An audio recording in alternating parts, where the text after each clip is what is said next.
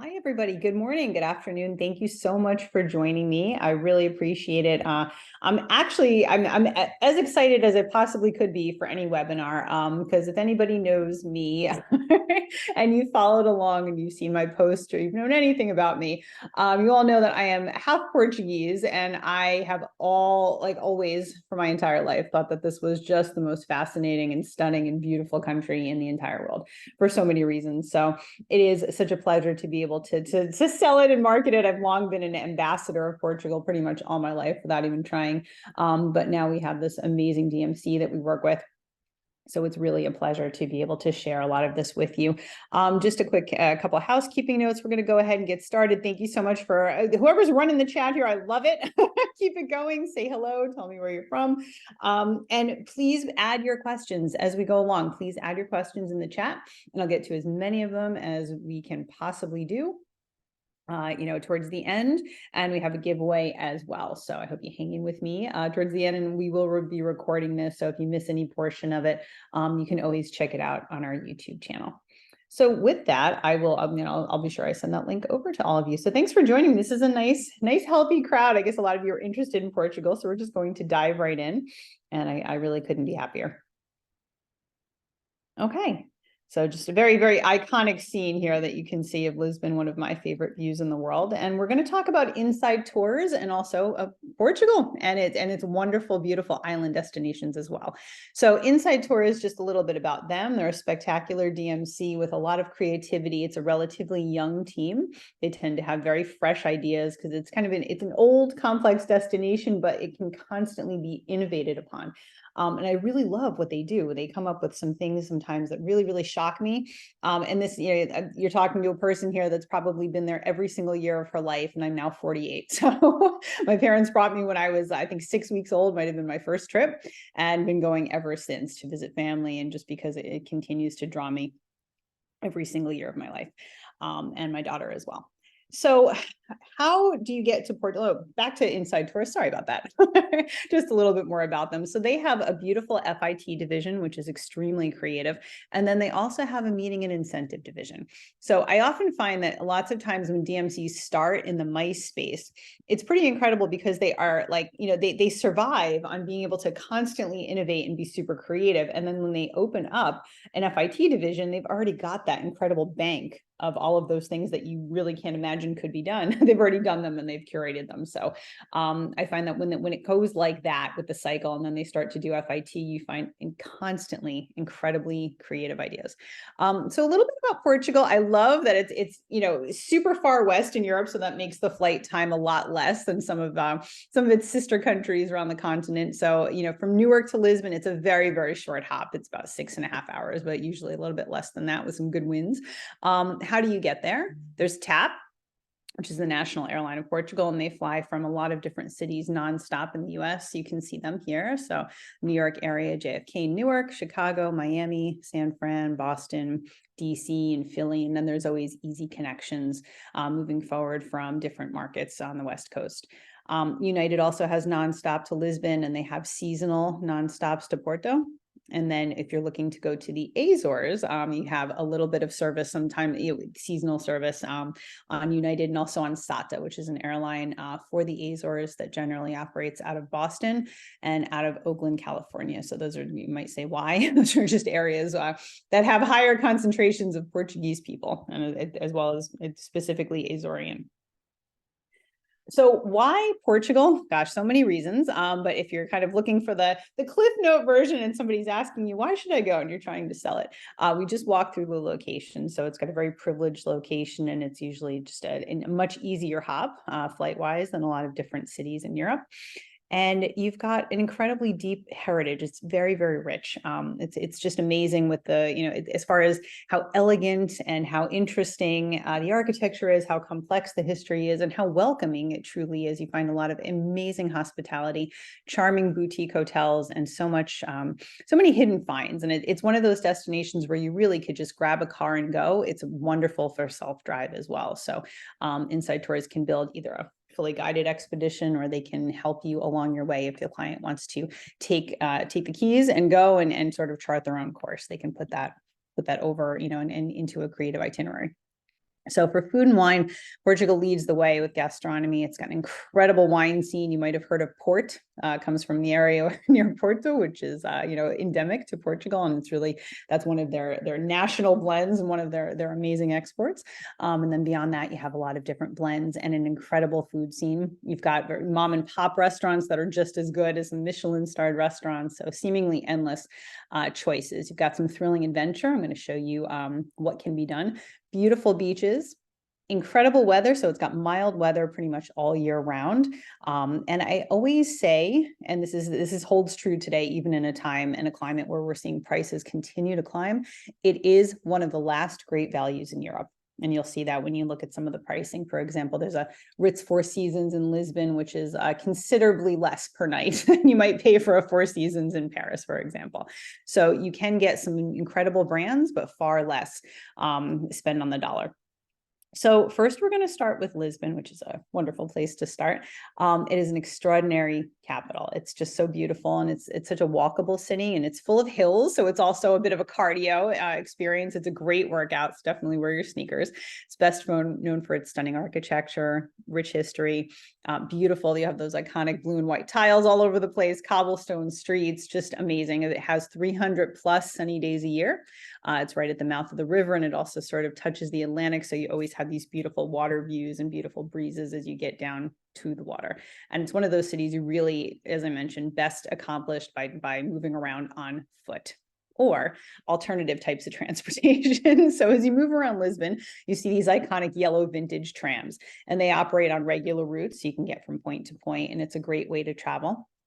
Or you can actually privatize one. You can do it for a small group up to 20. You can even just do it for your small family, or if you have a group up to 20, you can take an individual car, and then you've got a guide in there, and they can serve you some typical Portuguese snacks and drinks while they're showcasing all of the highlights in Lisbon that you need to take in.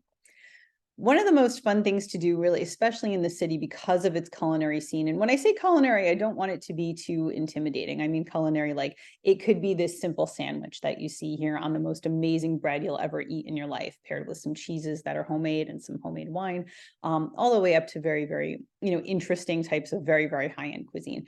So it's a beautiful experience when most of these cooking classes that are the most special, I'd say, take place in people's homes where they graciously open them up and they'll take you to the markets. You'll go around and you'll shop, and usually the kitchen scenes turn into people either finding a guitar and playing it, or blasting music and learning how to dance, or singing Portuguese songs, those kind of things. So there tend to be very open, welcoming, beautiful kitchens. And that you can take all of your wares back after you go shopping for cheeses and breads and ingredients and things like that, and cook in someone's home. And it's just an exceptional experience. And you also find in Portugal, most people speak English. Not only do they speak English, but they speak perfect and great English. So there's never kind of an issue with those kind of things.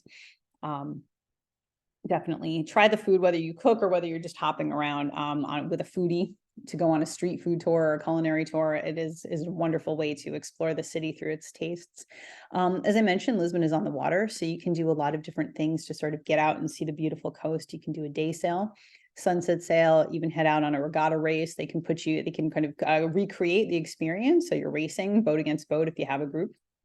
And this is really great for team building if you have, a couple people traveling together, different families, because each family or group works together to make collective decisions and work towards a common goal to win. So the regatta is a lot of fun. And as I mentioned, the weather is usually pretty good. So you can book these kind of things almost year round. All right, fado music, if you've ever heard of it, this is a very, very huge part of Portuguese culture. And this is something you absolutely have to do in Lisbon or schedule for your clients. There's a lot of hidden bars and restaurants, and the team at Inside knows all the insider information, no pun intended. This is a very dramatic type of music genre, and it's very soulful. It's got a touch of sadness in it. And the guides here really know the coolest places to go. So these are generally sort of candlelit dinner experiences. And then you've got a singer or two, and then a guitar player accompanying that singer. And it's just a beautifully dramatic evening. And it's so simple because you usually have these rich, hearty, traditional dishes, some homemade or local wines, and then you have this music. Even if you don't understand the lyrics, it tends to be very powerful. So I would definitely recommend that as well. Just to go back here, I've got some interesting neighborhoods. And as I mentioned, there's so many hills. So you see it's very, very complex, but a lot of them look the same. But as you get into the narrow, alleyways and hidden streets, they're a little bit different. So you've got, you see this castle on the top of the hill, St. George. That's a wonderful way to spend a day climbing, and then you can reward yourself with some treats afterwards because it's quite a dramatic hike up there. And one district I want to mention, because there's a lot of interesting hotels and people usually will ask you, I want to stay in the Alfama. And just to point that out, that's usually a place that people who want to travel to Portugal know because they read about it. It's a very picturesque sort of medieval neighborhood. It's almost a little town in itself, and it's a bit of a time capsule. It's got Moorish style architecture, charming, colorful buildings, and that's a really great neighborhood in which to take in one of those fado music experiences. And I mentioned a lot of times Lisbon is great on foot, but there really are some really fun, cool alternate transportation methods. So if clients wanted to kind of twist it up a little bit, we can do motorcycles with sidecars. We can do go-karting. There's segways, and there's endless tuk-tuks. You'll see them all over the place, even if you don't pre-book one. Your clients can easily find one in Lisbon, and it's a great way to navigate, especially because I mentioned there are so many hills, and sometimes in the hot weather, it could get to be a lot. So what I love, also about Lisbon, it's got a pretty edgy art scene, and a lot of these places are hidden. You have to know where to go to find some of these contemporary emerging artists. So Inside Tours has kind of a collection of street art tours and meet and greets and experiences hands-on with some of the local artists that are emerging. So great guides can take you out, and they can either connect you with local artists, or they can take you along maybe to see some street art and explain the messaging behind it. So it's a lot of fun to explore that way too. And what's really great about Lisbon is that you have so many opportunities for side trips and day trips. So, there's enough to do in the city. It's a great long weekend city, maybe even a little bit more. But if clients had more time, then you can actually go out and do a beautiful day trip in an unforgettable location, and then be back in Lisbon in time for dinner. So you've got places like Sintra, which is you see on the top left with the really iconic castle, Cascais, which is a beautiful little sleepy beach town I'll go into in a second. But just so that there are lots of different opportunities. So we'll talk about some of its beaches, because there are amazing beaches within an arm's length of Lisbon. So you see it as a city, but then just a little bit outside, whether it's a train ride or a car ride, you've got some spectacular beaches. Places like Sesimbra, which is beautiful for boating, cave kayaking, beach yoga. It's sort of a boho sort of scene, not too far. And then you've got Guincho, which is a paradise for surfers. So if you have people that love water sports, especially surfing and then kite surfing and windsurfing, because of its sort of rocky coast and its location with the winds, so much of Lisbon and its nearby coastline is great for this kind of activity. And then you may have heard of Nazaré. You probably have seen this on, like, if you've ever watched like 100-foot wave or any kind of surfing documentary, but they have literally these 100+ foot waves. And you see surfers going out, and it's the most incredible thing. This is on a day trip from Lisbon. It's very easy to access. And you can go out on that pier and see these guys and girls taking on these waves. And it's just one of the most incredible things you will ever see in your entire life. But the village of Nazaré and also Óbidos, which are two little towns that you can easily combine in a day trip. These are some of Europe's most romantic, medieval, picturesque villages, and I highly recommend them. You can, like I mentioned, you can usually hit both on a day. And they're really just adorable to sort of, get a slice of what life once was. And you see a lot of people, like, just to be candid, you walk along these streets and you see old ladies that are probably in their 90s, and they're carrying packages that might be heavy for you. And this is just what they do. And they're walking up hills, and that's why they live so long, because they're eating healthy and they're walking every day, just to observe life as it is. And it's just a really beautiful way to kind of see how simple things can be, and how people can just appreciate the beauty in what they have around them. So I mentioned Sintra before. This is just a really magical town. And again, probably about 40 minutes from Lisbon if you're going by car. Beautiful, magical town full of very mystical palaces, exotic parks. So you've got these castles, palaces, sort of urban life, and then you've got these natural parks. So there's kind of everything in one here. It sort of looks like a little bit of a fairy tale because it's so complex and nothing actually looks real. You're walking around, you still kind of can't believe it's real. So you've got these panoramic walks along the cliffs if you want to climb. You've got this beautiful castle that you see here that is definitely worth exploring. It's very inexpensive to enter, and you can take a walk all throughout this castle. And if you did have a special event, some of these areas can be privatized for you to be able to hold something special, whether it's a gala dinner or something festive otherwise.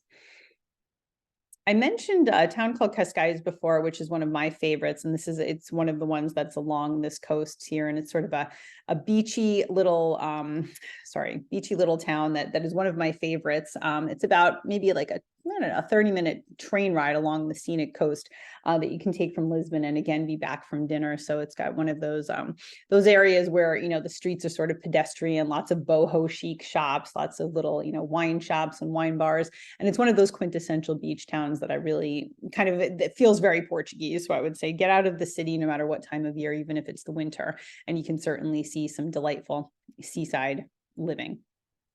All right, so Portugal is very famous for its wine production. And then you've also got a vineyard within a day trip of Lisbon, Arabida, which is beautiful. And there's plenty of wineries in this particular region. So here, because they are smaller and more boutique in style, they're very, very open and welcoming. So you can easily meet with the owners. You can take crash courses on wine production. They'll take you out to to see the grapes, touch the grapes, all of that kind of stuff. And you can really be part of the experience without it feeling like a crazy large manufactured tour. A lot of these just feel more intimate and very, you're able to connect with people that have had this business in their families for a very, very long time. And that's a lot of fun. When I was talking about Sintra before, you've got an area called Montserrat, which is really, really beautiful. And I mentioned that there were some natural parks in that Sintra area. So this is one of those that I would say to definitely explore if somebody wants a little bit of, and again, very close to Lisbon. You wouldn't imagine you'd have these kind of endless trails, this lush vegetation. Here is a great place for people who want to hike. So you've got waterfalls, greenery, and a lot of places to sort of, go deep and discover. You can either do this with a guide, or there are plenty of trails where you can do this on your own. And then one of the most special things I will say, one of the things I love about Inside Tours is they really love to give back. This is a special experience, and they've collaborated here with an organization called ReFood, which is a group that supports local disadvantaged families that suffer from food insecurity. So you can meet up with the group, and then you can head to restaurants to collect various meals or kind of leftovers that they're not going to be using for the rest of the day or night, and then that they're happy to donate. And then you can head to a center where the food is sort of repackaged and processed and then handed to those in need. So this is a way to give back right in the city as well. And this is a really excellent experience for both adults and children. So that's Lisbon in a nutshell. Obviously, a lot more to talk to you about, but those are some of the highlights. I'm going to move to Porto, which is the second largest city in Portugal. One of those that doesn't get enough attention, I think. It's sort of like a Lisbon light, but just because of its, it doesn't really get, all of the, like I said, the oxygen in the room, but it's one of those sleepy, but yet absolutely beautiful cities that is slowly becoming on the radar in the American market. So, and then you've got the exquisite Douro River Valley. So that's where when you base yourself in Porto, you've got all of the Douro, and you might have heard of Douro cruises. That's becoming a little bit popular. So this is one of those excellent rivers to float down without, feeling too commercial. It's still quite underdeveloped. It's not like a typical, Central European river cruise experience. It's a little bit more calm and reserved, and far less crowded. So when you base yourself in Porto and you wanted to do something on the river, this river is one of the relics of northern Portugal, and it's also a UNESCO World Heritage Site, this valley.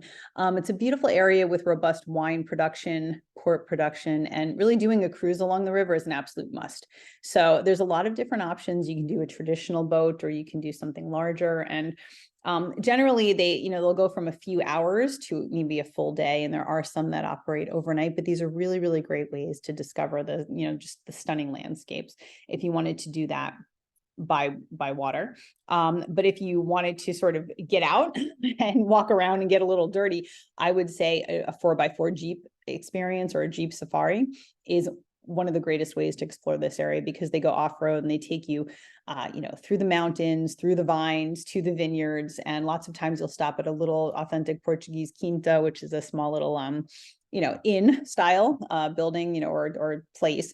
And then you can have a traditional lunch that is quite inexpensive. It will surprise you for Europe. And then you can learn a lot in some of these places about port wine, how it's produced, and then some of its qualities, because it's kind of it's an acquired taste.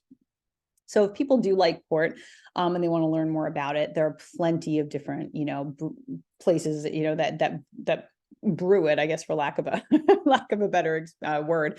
So you've got lots of port and, wineries that produce port and wine. So you have your choice. And, I love a good day trip. So, if you're staying in this area and you did want to get out, really, no matter where you are, you've got endless options if you go north, east, or south. So one of the areas I wanted to show you is the Minho region, and it's coincidentally where one side of my family is from. So this area is just personally special to me.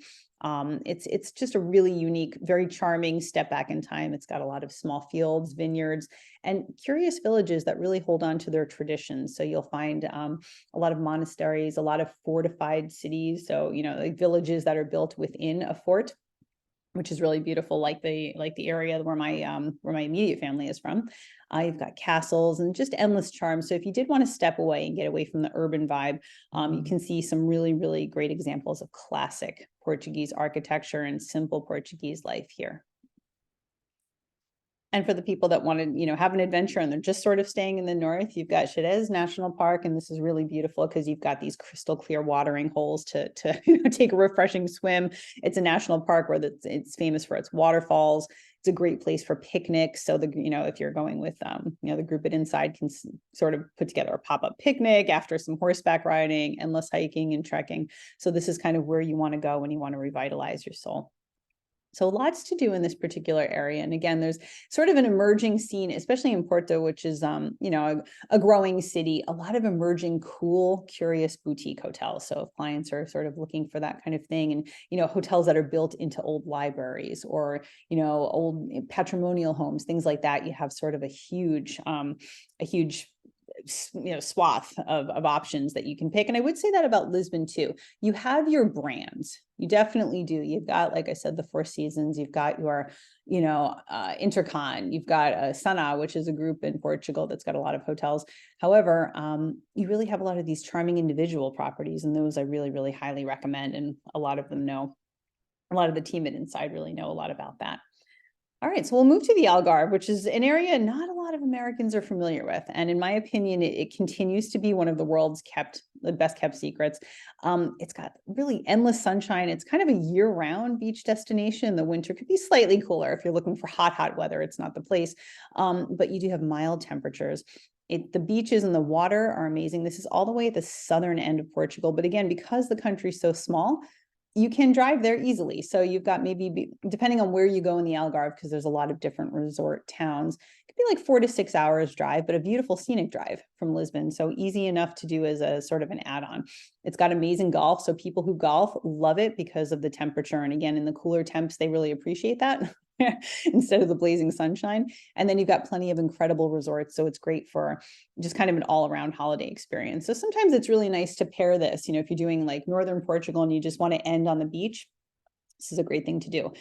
So they've got, top beaches, but a really strong current in some of the areas, especially in the rockier areas of the beaches. So surfers love these spots. You're not going to get the waves like I showed you before, but these are perfect conditions for people who just, want to surf without that kind of massive wave challenge. Great for all sorts of wind and water sports. And then one of the coolest places, you might have seen a photo of this before, the Benagil Cave, which is one of the most impressive sea caves in the entire world. So you can spend it down a boat and you can pass under it, and you can take all of your Instagram worthy photographs and all of that.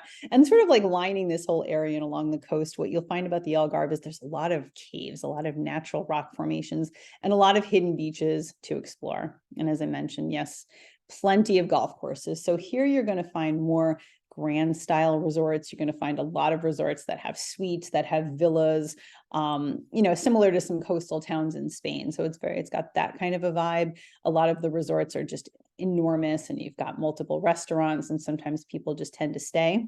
on the compound and don't leave. I don't recommend that. I recommend getting out, and enjoying, because there's a lot of natural wonders to be explored in the Algarve. So this is in the southern end of Portugal. There generally are not really nonstop flights from here, but you can, if you did want to fly and you didn't want to drive, there are plenty of connection, small flights, very, very short hops from Lisbon and Porto down to the Algarve. So you fly mostly into an airport called Faro, F-A-R-O.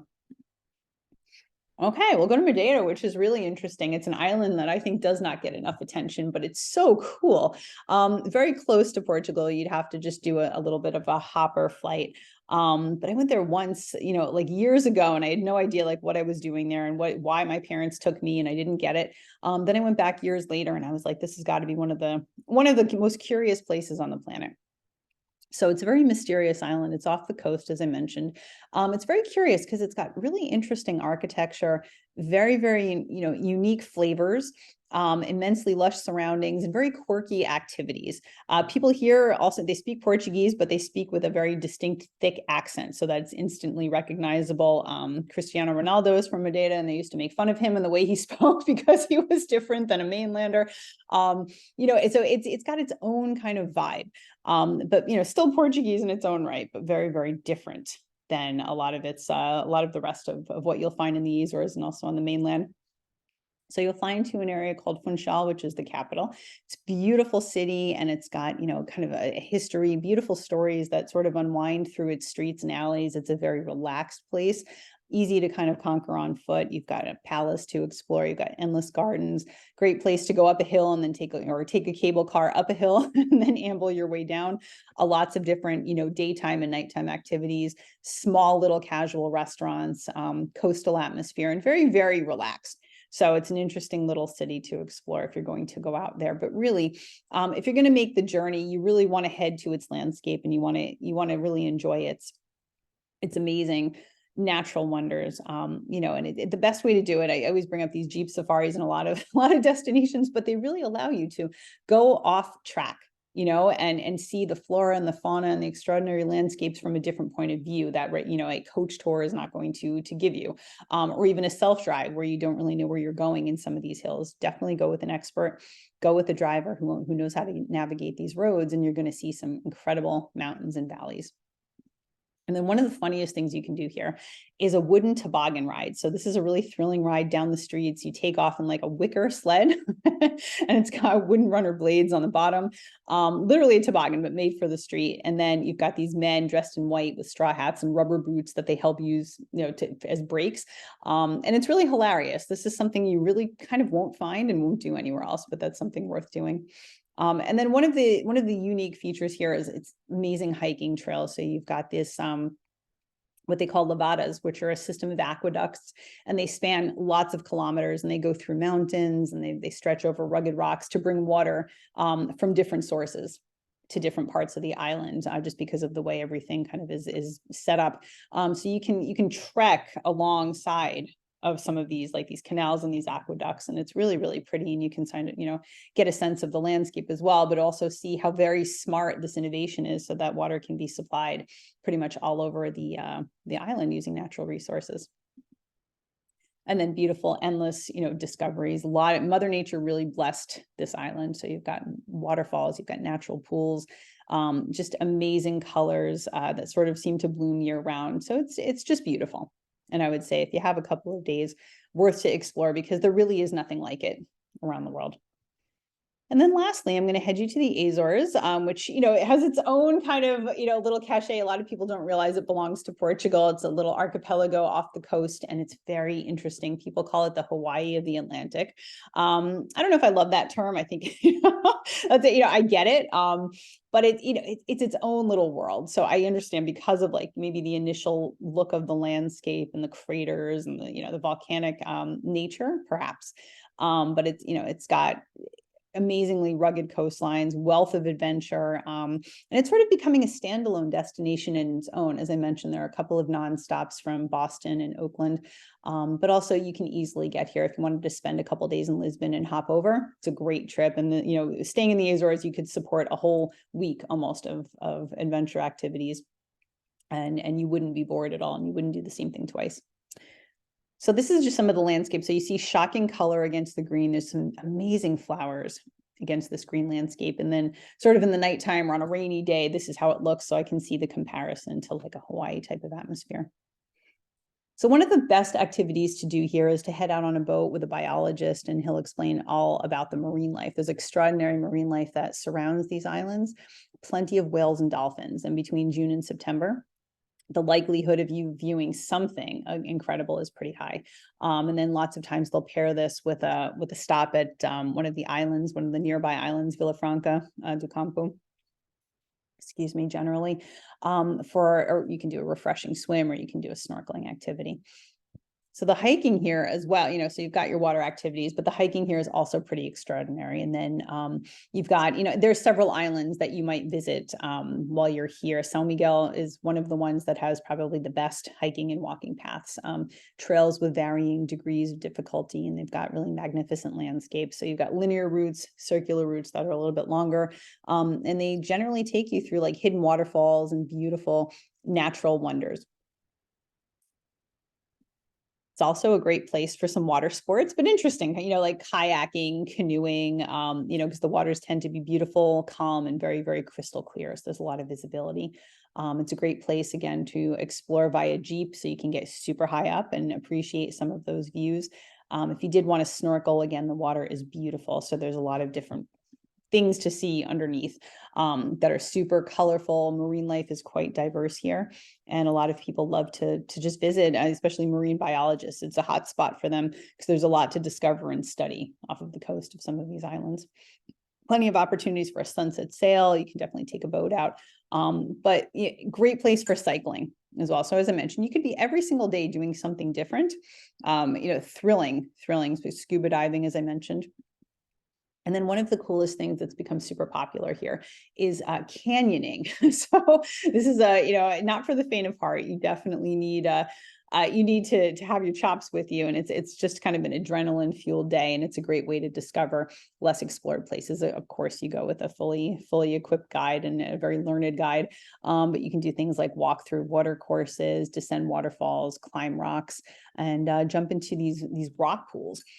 So there's a lot to go through. Of course, Portugal is just so diverse, but my goal was really to just kind of show you a little bit from north to south, and just kind of point out, some of the more interesting points. And then as we go forward, we're going to be doing some more specific webinars that dive deep into some of the regions, like specifically an Azores webinar and that kind of thing, so that you can see some of the regions and how to go forward a little bit more with some of the hotels and some of the places that you may want to explore. So I'm just going to see if there's any questions.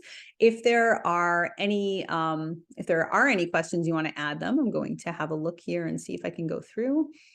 Okay, if somebody says, if you want to rent a motorcycle, what are the requirements? I think you have to have an international license for that. I don't, and I believe you have to be 21. Litan, I can get back to you on that, but those are two criteria I believe that are important and critical. All right, Jesse asks, what's the best season for surfing there? Not the big wave. Well, I don't think anybody should try the big wave if they haven't done anything like that before. Yes, I think I have seen people surfing. I'm not a surfer. My daughter is. I have seen people surfing anytime I've ever gone and walked, along, especially in places like Cascais, where I've seen and even a little further, closer to Lisbon it's not calm. It's not calm ever. I think the only difference is that you'll find very, very cold temperatures if you're going in the winter. But you tend to see, I've been walking along the coast in, outside of Lisbon in December, and I've seen plenty of surfers out. I was there in March, and I saw plenty of surfers out. So I think it's more like whenever somebody wants to go, they go. I don't know about that big wave. I'd have to get back to you on what the likelihood of when that kind of 100-foot wave would form. But I will let you know. Yes, Lynette, good catch. I know there's a glitch in my presentation, so appreciate that. Any adult-only beach recommendations if clients want to end their Portugal stay with 5 nights on the beach? Adult only, you'd probably more prone to find beaches that are adults only, or resorts that have adult beaches and then family beaches in the Azores. So that's probably where you want to go. And there are plenty of resorts that cater to each or both segments, some that have adults only pools, some that have adults only beaches. So the Azores would be where you would go for something like that, where there's proper beach stays that have designations. Carla asks, what's the name of the give back opportunity? That is ReFood, and Inside Tours can put together something like that for. What's the name of the park to swim in? I mentioned a few, so maybe just let me know which area and I can clarify that. Fabrice says it's one of the most beautiful places south of the country. I agree. Yes, Michael says it's affordable and wonderful. Lucero, how's the weather in January? It's wonderful. I have been there pretty much almost every month of the year at some point in my lifetime.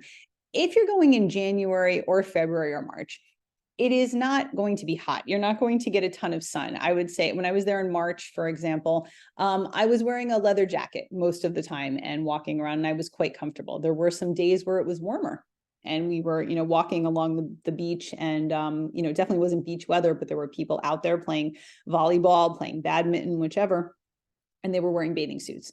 So the weather can fluctuate in January and even in December. It's going to be chillier. It might be a little bit rainy, but nothing. I mean, I live in the Northeast here. I'm in New Jersey, nothing like we have here. So pretty mild and temperate. Let's see, what else do we have here? The wooden toboggan. Yes, that's the island of Madeira, Madeira. So that's where you would do that, the wooden toboggans. Oh, Liz says she just had clients from the Azores, returned and loved it. Yes, and Carol, thank you for your kind words, and Karen too. Yes, the Azores are great for groups. Open water swimming, somebody asks. I will get back to you with that. I'd have to get back to you with a course that's safe. I'll look at where some of the Ironmen train, and I can get back to you. That's Marty Carey, so long. Yes, absolutely. The Azores, Jewel asks, I like May to December or May to October. Depends on what you want, but if you do want like the moderate temps, it doesn't really tend to get too crowded. It's not one of those destinations where people hover at a certain time of year. And because everything's so remote, what you're doing, you don't tend to worry about that. I would say for weather, and if you want to get out and enjoy and really kind of indulge in a lot of the activities, and if you want to see some of those iconic whales and dolphins, then I would say they say June to September for that, but truth, May to October. And I think not to get into too much global warming discussion here, but you are seeing as you go and as you travel in Europe, the seasons are getting longer and longer. It's just happening. I've been in very hot weather in Portugal in April, and I've also had hot weather there in late of October, and also in November. So things are sort of stretching. Seasons aren't what they used to be. Okay, and somebody asks about festive this year. How is the weather? Well, we just addressed the weather. A lot of things are open. Yes, if you're talking about restaurants, absolutely. Hotels have galas, things like that. I would say some mom and pop restaurants, especially, outward as you get out of the city, tend to close sometimes on a holiday because they are celebrating with their families. Okay, specifically for Lisbon and Porto, you'll find plenty of things open. I don't know about Christmas Day, for example, but certainly if you're doing something like New Year's Eve, things will be open. You don't have to worry too much about that. All right, perfect. And then we have a giveaway. It's going to be, someone pulled that before. Let's see, it's going to be Katarina from Verve Travel. So if you're still on the line with us, congratulations. You've won a $100 Amex gift card. So thank you. If you're not here, we will get to you because you were here. Thank you so much.